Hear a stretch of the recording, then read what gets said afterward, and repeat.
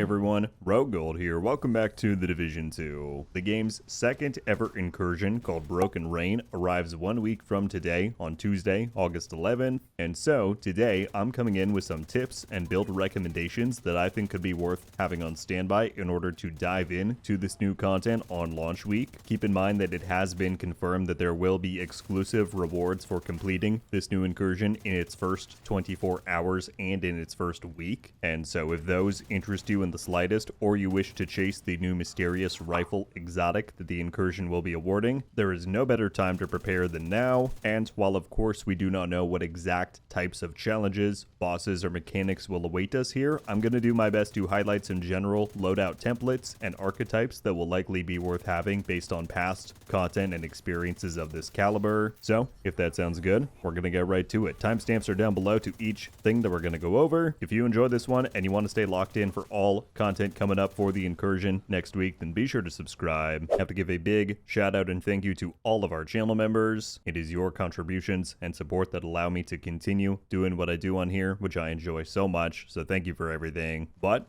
all right, let's get to it.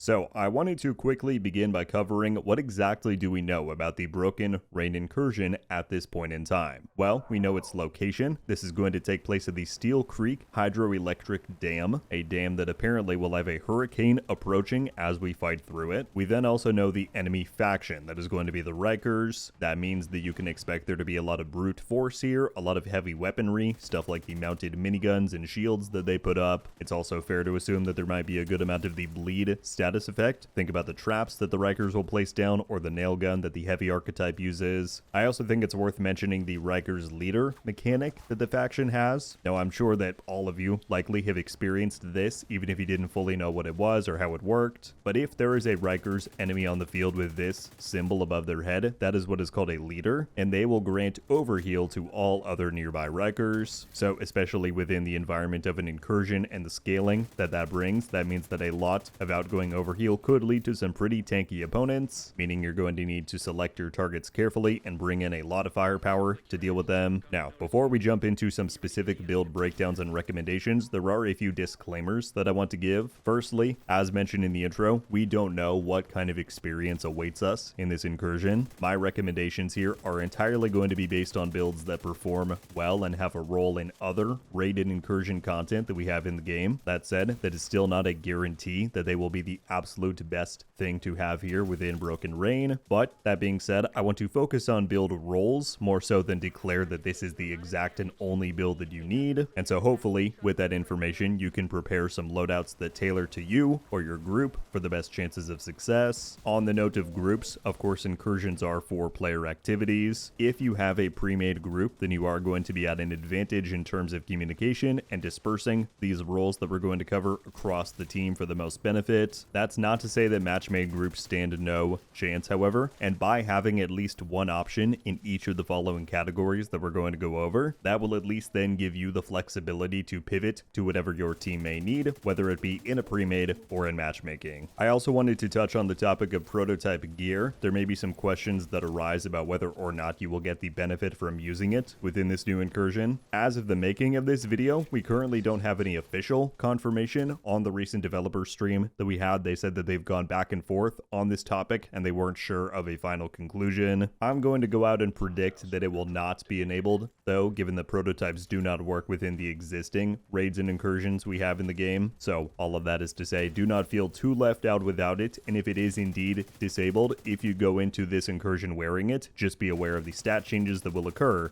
once you head in. All right, and then my last point, inevitably, there are going to be disagreements, suggestions, or other comments to make on the recommendations that I give here. As many of us know, build making is often subjective and dependent on personal preference. So that said, I highly encourage you all watching to leave any of your reactions, thoughts, or your own suggestions down below in the comments for maximum visibility and information for those who are seeking it out. But with all of that down, let's get into some build recs. Beginning with DPS. If there is one thing that we can bank on in this new incursion, it is that you will need some degree of damage. As many of you know, the Division 2 is a red game. We discussed this topic recently here on the channel, and as much as the dev team may try and lift up other roles within this incursion, somehow, somewhere, high DPS is going to be needed. Now, of course, there are many ways to go about achieving high DPS. My recommendations here are going to stay fairly predictable. Reason being, especially in content like an incursion with a 24-hour reward on the line, I want consistency over anything else. And so for me, this is the starting DPS loadouts that I will be loading in with. No big shocker, we have 4-piece striker, the equalizer chest piece, and the Overdog's exotic gloves. Now, some may ask why the St. Elmo's? Well, our damage is already going to be quite high, and so while we are sacrificing a damage talent on our weapon, the shock properties that it offers can give you a lot of breathing room to deal with higher scaled enemies, particularly when the spawns and mechanics of the environment that you're going to be in are unknown. And so at least for the opening acts of the incursion, if it's anything like Paradise Lost, this might just help you gain a bit more control over the field. Once you do end up reaching a boss phase or some higher level of DPS is required, though, that is when pivoting to something like this could be a good idea. Here we've swapped out for the striker chest piece, which gives us a higher ceiling and damage stacks. I've also swapped over to the Lexington for more DPS. The talent is very much up to you. There's a lot of good options. But let's say you run into a scenario where you and your team are running something akin to this, but there's just a boss with a huge health pool, and this is just not doing the trick. You need more power. This loadout is one potential way to achieve that. Now, this is often used against the Lovebirds boss in Paradise Lost. This really only works, though, if you're all grouped up and you have a healer on your team to counteract the backfire bleed. Use this one at your own risk, understand its trade-offs, but if you need an ace up your sleeve, damage-wise, this could be it. Alright, now let's talk healers. In my view, it is a very wise decision to bring a healer into the equation here. A lot of endgame division content usually necessitates having some kind of support or team sustain, whether it be in Paradise Lost, Escalation, etc. A team comp that you will see frequently is 3 DPS and 1 healer, and I would be willing to bet that having one at the ready is very likely going to pay off at some point within this incursion. Now, there are a variety of sets and methodologies to constructing a good healer. We even did a video last season comparing and contrasting the different popular options within Escalation, talking about their different pros and cons. Despite that, though, there's actually only one loadout that I'm going to recommend here, and do keep in mind this may change as the weeks after the launch of this incursion progresses, at the point at which people become more familiar with the activity and its mechanics, but this is a guide for day 1, and on day 1, no one is going to have a clue what is going on. So this loadout is of course designed for strong heals, but also to keep the team on their feet as people explore, test out mechanics, and inevitably get downed by something completely unexpected. So this is what we are working with. The whole build here really is centered around Birdie's quick fix pack. As you may well know, there is often a debate about using this over the BTSU data gloves exotic. The advantage to Birdie's in this case, again, I feel, is that you can keep the team alive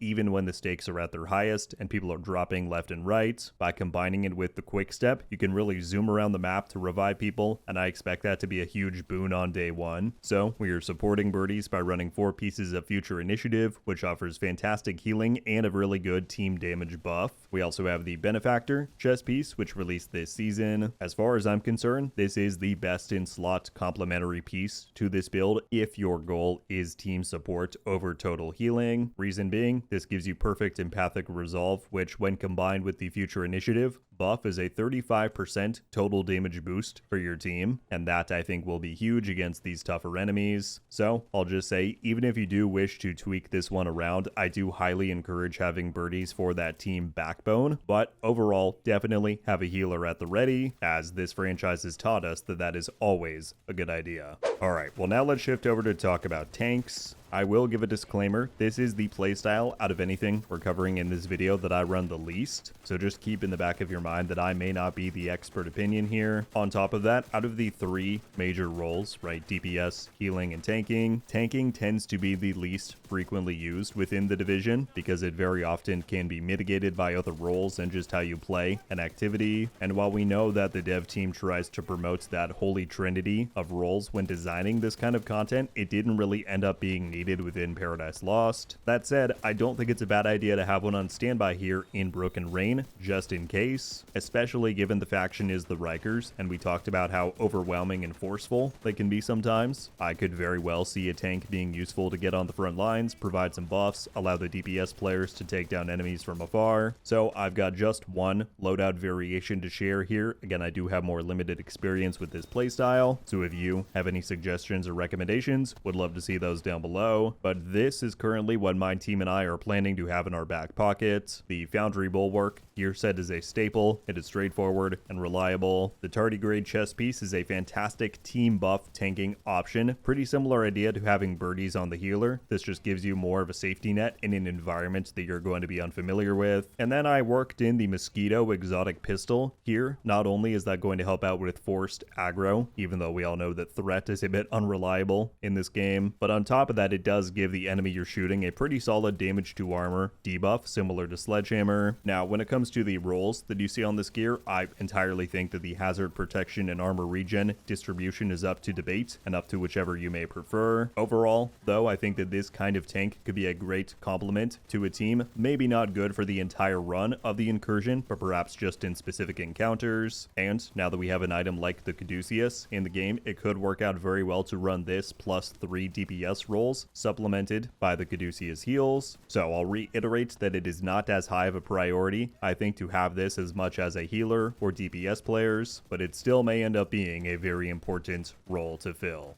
Alright, and finally, we get to crowd control. This is what I would say is a bonus pick in this video. To be very clear, I highly recommend securing a DPS, healer, and tank loadout for your team before pursuing this, but in the next week, if you have the time and resources and you want one extra flex roll just in case, then I don't think that having a crowd control loadout is a terrible idea. Once again, it may not excel in every single encounter that we'll find in here, like during boss DPS phases, but I will say, currently in escalation, my team is dialed in our runs to having 1 crowd control and 3 DPS players with only a Caduceus for sustain, so I don't think that the role of CC can be invalidated or diminished. Again, it all just depends on what kinds of encounters and mechanics we end up seeing. If you do decide to put one together, this is a pretty solid way to do so. Eclipse Protocol is incredible at ensuring that a whole area is under status effects, as well as making sure that the duration is long enough to matter. I will note that on your specialization, you have a choice between Firewall for added burn duration, or Survivalist, which gives your group bonus damage to status affected enemies. The Scorpio is great if you end up getting close quarters to an enemy. You can lock down a boss or another elite. And then I do have the Catalyst exotic as my mask. Now this is great to not only get a lot of bonus status effects, but still have some damage yourself. I will say, though, this is pretty rare these days. It may now be the rarest exotic in the game after they added all of those blueprints to Retaliation. So if you don't have one of these or you don't own the Brooklyn DLC altogether, no worries. This is an alternative variation. I've just swapped out to have 1 piece of Golan to get another 1 piece brand bonus with status effects. Again, however, this may or may not ultimately be helpful within this incursion. It's very dependent on how they've set it up, but it wouldn't be the first time that crowd control has made endgame content a whole lot easier, because sometimes it turns out that locking down your enemies can be just as valuable as how quickly you kill them.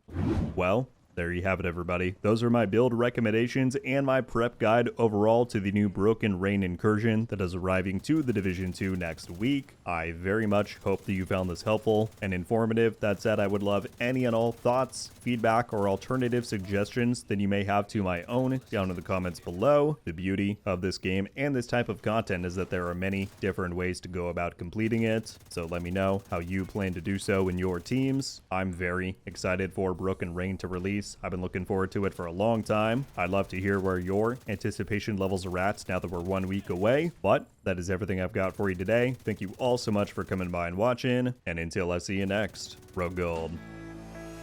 Ow. Oh! We just got a Ravenous! I might not be friendly. Let's go. Coming to the Division 2. Let's go! And